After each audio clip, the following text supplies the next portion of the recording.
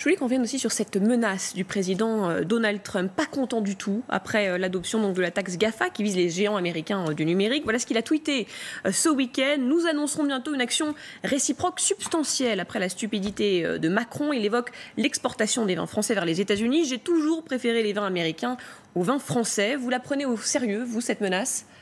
En tout cas, ce que je peux vous dire, c'est que nous avons quitté le G7 avec les Américains autour de la table qui étaient arrivés à un accord sur le fait qu'il fallait taxer les géants du numérique, qui ne sont pas nécessairement que américains d'ailleurs, à horizon 2020. Donc il me semble qu'il y a une cohérence dans notre action. Nous avons dit que nous souhaitions négocier une taxation minimale des plateformes numériques au plan international et qu'il fallait se mettre d'accord. Au niveau de l'Union européenne, à minima. Au niveau de l'OCDE, c'était encore mieux, parce qu'effectivement, ça permettait d'avoir un alignement des États.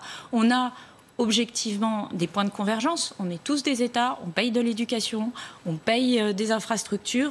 On a donc des consommateurs en bonne santé qui ont du pouvoir d'achat, qui sont prêts à acheter. Les plateformes du numérique captent de la valeur et ne payent que très peu d'impôts. C'est évidemment un sujet de concurrence déloyale par rapport au commerce physique et de manière générale de financement des États.